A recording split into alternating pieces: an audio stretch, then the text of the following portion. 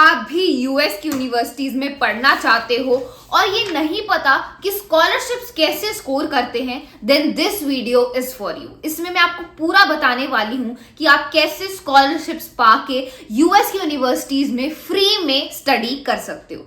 So watch this video till the end and let's start. So friends, scholarship भी बहुत types की होती है। जैसे दो मेन टाइप्स की जो स्कॉलरशिप है दैट इज नीड बेस्ड और मेरिट बेस्ड स्कॉलरशिप। देखो, मेरिट बेस्ड स्कॉलरशिप आपको तब मिलती है जब आपके बहुत अच्छे नंबर हैं, बहुत अच्छी आपकी एकेडमिक अचीवमेंट है, तो यूनिवर्सिटीज आपको मेरिट के बेसिस पर काफी स्कॉलरशिप देती हैं। दूसरी है नीड बेस्ड स्कॉलरशिप, मतलब अगर आप एबल नहीं हो पे करने की, आप पे नहीं कर सकते, तब आपको नीड बेस्ड स्कॉलरशिप मिलती है। नीड बेस्ड स्कॉलरशिप में भी दो टाइप की होती है, नीड ब्लाइंड और नीड अवेयर।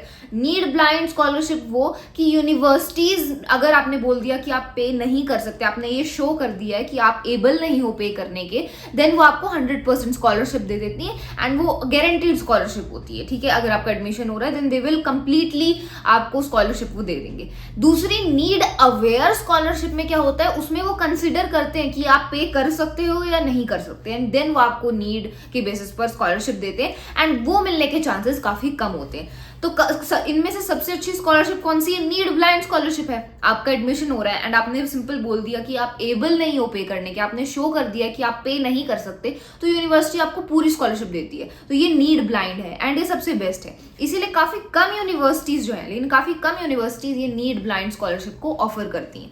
ठीक है, तो देखो ऐसी 9 यूनिवर्सिटीज हैं यूएसए में जो नीड ब्लाइंड स्कॉलरशिप देती हैं, जो कंप्लीट 100% स्कॉलरशिप देती हैं इंटरनेशनल स्टूडेंट्स को। हम इंटरनेशनल स्टूडेंट्स हैं, ठीक है, जो दूसरे कंट्री से यूएस में जा रहे हैं।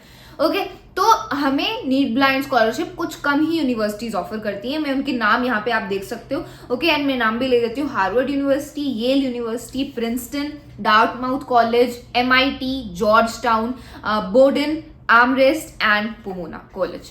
तो ये सारी जो यूनिवर्सिटीज हैं ये आपको नीड ब्लाइंड स्कॉलरशिप देती हैं। ठीक है, अब इनमें एडमिशन मिलना भी उतना ही मुश्किल होता है, बहुत कॉम्पिटिटिव यूनिवर्सिटीज हैं। ठीक है, काफी सारे बच्चे अप्लाई करते हैं एंड बहुत ही कम परसेंटेज के बच्चों को, बहुत ही कम स्टूडेंट्स का एडमिशन हो पाता है, एंड जिनका एडमिशन हो जाता है उनको स्कॉलरशिप पूरी मिल जाती है 100%। ठीक है, तो इनमें अगर आपका एडमिशन हो जाता है देन आपको कॉस्ट की को स्कॉलरशिप की कोई टेंशन लेने की जरूरत ही नहीं है, बिकॉज वो आपके पूरे कॉस्ट को कवर करती हैं। ठीक है, अब आगे जो मेरिट बेस्ड स्कॉलरशिप हो गई या नीड अवेयर स्कॉलरशिप हो गई, उनको आप कैसे मिल सकती है आपको? तो उसके लिए आपके नंबर अच्छे होने चाहिए, एकेडमिक अचीवमेंट्स होनी चाहिए, तब आपको वो वाली स्कॉलरशिप मिलने के चांस है। ठीक है, अब देखो ये जो मैंने आपको 9 यूनिवर्सिटीज के नाम बताए हैं, ये जो लिस्ट बताई है, ये तो काफी ज्यादा कॉम्पिटिटिव है। जो आईवी लीग्स होती है ना, जो सबसे टॉप यूनिवर्सिटीज हैं यूएस की, ये उनमें आती हैं। इनमें से काफी आईवी लीग्स हैं, तो वो ये स्कॉलरशिप ऑफर करती हैं एंड इनका एक्सेप्टेंस रेट आप देखोगे तो 2%, 3%, 4% एक्सेप्टेंस रेट है। तो this is very less. Okay, but you can still get it अगर आपकी प्रोफाइल बहुत अच्छी है। तो अब हम यहाँ पे जनरली बात करते हैं कि स्कॉलरशिप मिलेगी कैसे हमें। अब देखो, अगर आप बहुत ही एक रिच फैमिली से बिलोंग करते हो, बहुत ही अमीर फैमिली से बिलोंग करते हो जो डोनेट कर सकता है यूनिवर्सिटी को, तो हम उसकी बात नहीं कर रहे। हम यहाँ पे बात कर रहे हैं जो हम नॉर्मल कॉमन पीपल हैं, उनका कैसे इन यूनिवर्सिटीज में एडमिशन होगा। बिकॉज हम जानते हैं ज्यादातर इन यूनिवर्सिटीज में किसका एडमिशन होता है, जो काफी रिच जो फैमिली के होते हैं वो डोनेट करते हैं यूनिवर्सिटीज को, उनका एडमिशन होता है बहुत इजीली, बिना नंबर के, बिना कुछ ऐसे स्कॉलरशिप के, उनको कंसिडर ही नहीं करना होता। उनके नंबर भी खराब हो तब भी उनका एडमिशन हो जाता है। बट हम सब कॉमन लोग हैं, हम नॉर्मल लोग हैं, हमें मार्क्स के बेसिस पे जाना है वहां पे and we can not donate to the universities. तो हम कैसे स्कॉलरशिप पाएं? ओके, स्कॉलरशिप मिलना बहुत इंपॉर्टेंट है बिकॉज बहुत ही ज्यादा कॉस्टली है वहां पर पढ़ना। ठीक है, जो ट्यूशन है, जो फीस है, वहां पे रहने का खर्चा, खाने का खर्चा, सब कुछ वहां पे बहुत ही ज्यादा कॉस्टली है। तो स्कॉलरशिप तो मिलनी ही चाहिए if you are even considering studying there. ठीक है, तो अब स्कॉलरशिप मिलने का सबसे पहला स्टेप है आपको कंसिडर करना है which is your GPA. GPA क्या होता है? जीपीए आपका पूरा एक एवरेज निकाला जाता है आपके पूरे हाई स्कूल के मार्क्स का। मतलब अगर आपके हाई स्कूल में नंबर अच्छे होने चाहिए, अगर नंबर अच्छे हैं then you stand at a very high chance to get this scholarship. ठीक है, अब नंबर कौन सी क्लासेस के वो कैलकुलेट करते हैं, 9th 10th 11th 12th, ये पूरा आपका हाई स्कूल होता है 9th से लेके 12th तक। तो इन चारों क्लासेस में जो जो आपके नंबर आए हैं उनका एक एवरेज निकलता है 5 में से, ठीक है, 4 में से निकलता है, सॉरी 4 में से आपका जीपीए निकलता है। सो 3.8 3.9 4.0 जीपीए पूरा अगर आपका है then that is a very good GPA and बहुत ज्यादा चांसेस हैं कि आपको इन यूनिवर्सिटीज में एडमिशन होकर स्कॉलरशिप आपको मिल सकती है, ठीक है।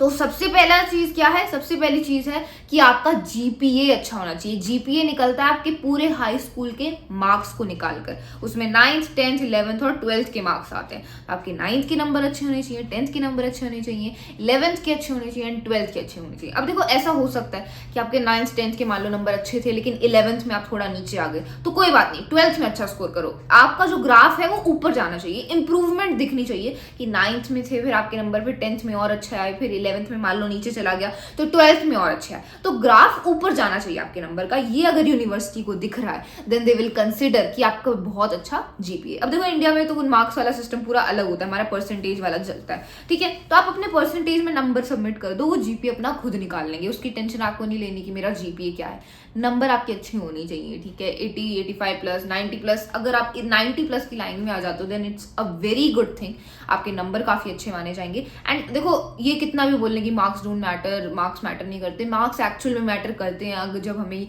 बाहर की यूनिवर्सिटीज में एडमिशन लेना होता है, ठीक है। तो मार्क्स जरूर मैटर करते हैं लेकिन सिर्फ मार्क्स मैटर नहीं करते। अगर आपके नंबर अच्छे हैं उन्हीं से काम नहीं चलेगा, नंबर के साथ और चीजें भी आपको चाहिए होंगी। तो ये तो आपकी पहली रिक्वायरमेंट हो गई, your marks should be good, जो जीपीए आएगा आपका वो अच्छा होना चाहिए, ठीक है। तो मार्क्स, अब आपके मान लो मार्क्स अच्छे हैं या अच्छे नहीं भी हैं, तो अब दूसरी चीज जिस पर आप फोकस कर सकते हो, मान लो आपके मार्क्स अच्छे नहीं आए, अब आप क्या करो, तो अब आप दूसरी चीज जिसको आप इंप्रूव कर सकते हो that is extra curriculars. Extra curricular activities मतलब आपने पढ़ाई के अलावा और क्या किया है, आपने क्या अचीव किया है, आपने कौन से कोई स्पोर्ट्स खेला है, क्या आपने कोई वॉलंटियरिंग करी है, क्या ऐसी एक्टिविटी करी है पढ़ाई के अलावा, क्या अचीवमेंट है आपकी, ठीक है। क्या आपने कोई sports national level state level पर खेला है, कोई ओलंपियाड में पार्ट लिया है, कोई आपने एनटीएससी का कोई टेस्ट दिया है या फिर नेशनल लेवल पे कुछ भी आपने अचीव किया है, कोई मेडल, कोई सर्टिफिकेट, किसी भी टाइप की आपकी कोई अचीवमेंट है, आपने कोई वेबसाइट खोली है, आपने किसी कंपटीशन में पार्ट लिया था, ठीक है, आपने अपने स्कूल को कहीं पे रिप्रेजेंट किया हो, आप किसी क्लब के मेंबर हो, आप किसी क्लब के प्रेसिडेंट हो, हेड हो, आप कोई चीज लीड कर रहे हो, आपने वॉलंटियर किया है, मान लो सोशल सर्विस करी है, अपने आसपास के लोगों को हेल्प करी है, किसी भी टाइप की हेल्प करी है, चाहे आपने अपने आसपास की गली के बच्चों को पढ़ाया है,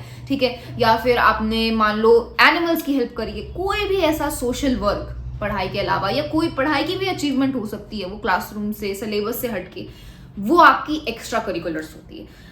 एक्स्ट्रा करिकुलर्स आपकी जितनी अच्छी है उतने ज्यादा आपके चांसेस हो जाते हैं एडमिशन के। देखो नंबर और एक्स्ट्रा करिकुलर्स एक ही लेवल पे आते हैं, नंबर भी अच्छे होने चाहिए एंड साथ ही साथ एक्स्ट्रा करिकुलर्स भी आपके अच्छे होने चाहिए। सिर्फ नंबर से काम नहीं चलेगा एंड सिर्फ एक्स्ट्रा करिकुलर से काम नहीं चलेगा, ठीक है। लेकिन मान लो नंबर थोड़े कम है तो एक्स्ट्रा करिकुलर बहुत अच्छे होने चाहिए, नंबर बहुत ज्यादा अच्छे हैं लेकिन एक्स्ट्रा करिकुलर्स भी आपके होने ही चाहिए। ऐसा नहीं है कि बिल्कुल आप पढ़ाई में ही लगे हो, कोई एक ऐसी एक्टिविटी नहीं है क्लासरूम के बाहर, then that is very very bad, okay. तो एक्स्ट्रा करिकुलर्स होने चाहिए। अब मेरे केस में देखो मेरे नंबर ठीक ठाक थे, आई वुड नॉट से मेरे नंबर अच्छे थे, मेरे नंबर ठीक ठाक थे अगर 9th 10th 11th 12th के एवरेज निकालो तो लेकिन मेरी एक्स्ट्रा करिकुलर्स अच्छी थी। कैसे, देखो जो हमारा लर्न विद मधु वाला चैनल हो गया, ठीक है, वो बहुत था, मैंने MUN में पार्टिसिपेट किया था, okay, and there were many other things, okay. तो एक्स्ट्रा करिकुलर्स बहुत ज्यादा इंपॉर्टेंट होती हैं, ठीक है। आप अगर मान लो नंबर आपके खराब आ चुके हैं, नंबर इतने अच्छे नहीं है, तो अब आप इस पे फोकस कर सकते हो, अपनी एक्स्ट्रा करिकुलर्स पे, कोई स्किल गेन करने पे, कोई आपने ऐप बनाई है, कुछ भी ऐसा किया है ना,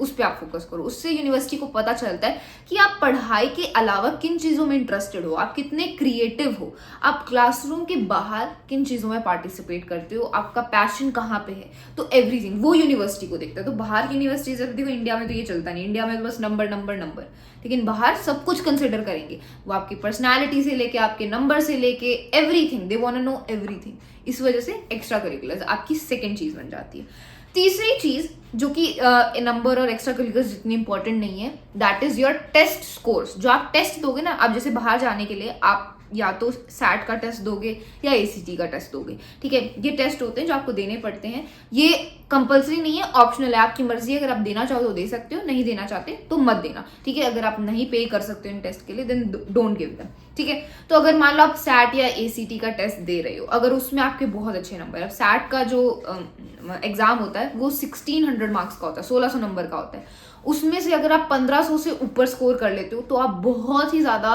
अच्छी कैटेगरी में आते हो, एंड वो माने जाते हैं टॉप टायर नंबर माने जाते हैं, आप 1500 से ऊपर स्कोर कर लेते हो तो। ठीक है, वैसे तो 1400 से ऊपर के स्कोर को भी बहुत अच्छा माना जाता है, लेकिन 1500 से अगर आप ऊपर स्कोर कर लेते हो तो आपके एडमिशन होने के चांसेस बढ़ जाते हैं। तो टेस्ट स्कोर्स जो हैं वो आपको सबमिट करने होते हैं, वो ऑप्शनल है। सारी यूनिवर्सिटी, कुछ यूनिवर्सिटीज ने टेस्ट ऑप्शनल कर दिया, मतलब जरूरी नहीं है कि आपको सैट एसीटी के नंबर सबमिट करने हैं। अगर आपने दिया है ये टेस्ट तो आप कर देना, अदरवाइज अगर आप नहीं दे सकते तो मत करना। ठीक है, मैं अगेन बोल रही हूँ, मैंने बना भी रखा है इस पे वीडियो।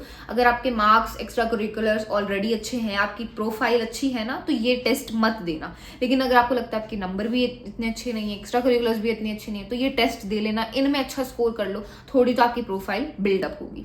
ठीक है, तो सैट का जो एग्जाम होता है उसमें इंग्लिश और मैथ होती है। ठीक है, 800 मार्क्स के दोनों होते हैं, एंड काफी डिफिकल्ट होता है। जैसे मैंने ये टेस्ट 2 बार दिया एंड मेरा हाईएस्ट स्कोर 1400 था 1600 में, तो अच्छा स्कोर नहीं है, but that's the best I can do. ठीक है, तो इसीलिए मैंने अपना 1400 वाला स्कोर जो है यूनिवर्सिटीज को सबमिट किया। ठीक है, लेकिन अगर मान लो आपका अच्छा स्कोर नहीं आता, 1300 1200 से नीचे आ रहा है, देन डोंट सबमिट इट। अगर आपका 1400 उससे ऊपर 1500 से ऊपर आ जाता है देन स्कोर को सबमिट करना। ठीक है, इससे आपकी प्रोफाइल, देखो आपकी प्रोफाइल जो है ना, प्रोफाइल में सारी चीजें आती हैं, आपकी नंबर, एक्स्ट्रा करिकुलर, टेस्ट के स्कोर, आपका एस्से जो आप लिखोगे कॉमन ऐप को, वो उसके बारे में बात करूंगी अभी मैं। तो ये सारी से आप, इन सब चीजों से आपकी प्रोफाइल बनती है। ठीक है, तो ये सारी चीजें आपकी अच्छी होनी चाहिए, तभी तो आपकी प्रोफाइल बिल्डअप होगी। जितनी प्रोफाइल अच्छी है उतने आपके एडमिशन के चांसेस बढ़ जाते हैं इन यूनिवर्सिटीज में। एंड इन यूनिवर्सिटीज में, ये जो टॉप यूनिवर्सिटीज में आपका एडमिशन होता है, तो फिर आपको स्कॉलरशिप की टेंशन ही नहीं लेनी, बिकॉज वो 100% स्कॉलरशिप देती है।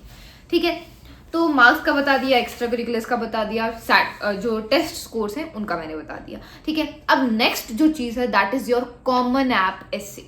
एस्से जो होता है वो अराउंड 600 वर्ड्स का होता है, 500 to 600 वर्ड्स का आप एस्से लिखते हो। कॉमन ऐप एस्से उसे बोलते हैं। उस एस्से में आप क्या करते हो, उस एस्से में आप अपने बारे में बताते हो। देखो एस्से के अलग अलग टॉपिक्स होते हैं, आप किसी पे भी लिख सकते हो। वो आपको कॉलेज के साइट पे जाओगे तो आपको दिख भी जाएगा कि कौन से टॉपिक पे आप एस्से लिख सकते हो।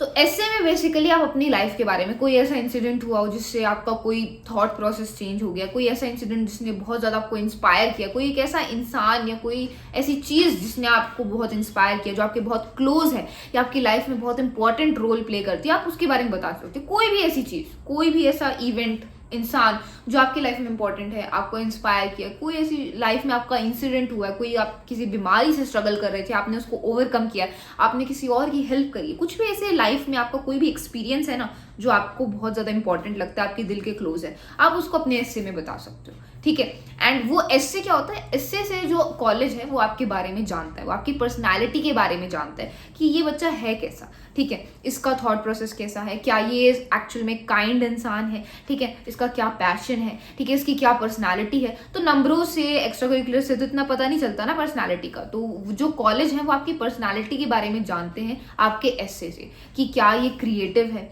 क्या ये आगे पढ़ने में या टैलेंटेड है, ये और इसका टैलेंट कहाँ पे लाई करता है। तो जो भी आपका इंटरेस्ट है उसके बारे में आप ऐसे लिख सकते हो। कोई ऐसी रिस्ट्रिक्शन नहीं होती कि इसी के बारे में आपको ऐसे लिखना है। कोई भी ऐसी चीज़ जो आपकी लाइफ में इंपॉर्टेंट है, जो आपके दिल के क्लोज है, इंस्पायर किया आपको, उसके बारे में आप डिस्क्राइब कर सकते हो।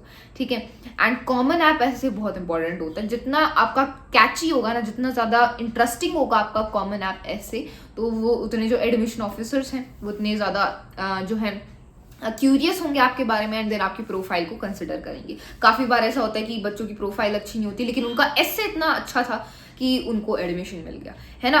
तो देखो हर एक चीज़ पे आपको ध्यान देना होगा। कुछ नहीं पता होता कि कब किस बेसिस पे आपका एडमिशन हो जाए, लेकिन आपको अपना 100% ट्राई करो अपनी पूरी प्रोफाइल को बिल्ड करने की। उसमें आपके number, extracurriculars, common app essay, and fourth चीज़ जो मैंने आपको बताई that is your test scores. ठीक है, टेस्ट स्कोर्स इतना इंपॉर्टेंट नहीं है, वो ऑप्शनल में मान लो, लेकिन इन सबको आपको बिल्डअप करना है, देन आपको एडमिशन के चांसेस, एंड एडमिशन हो जाता है तो स्कॉलरशिप मिल ही जाएगी।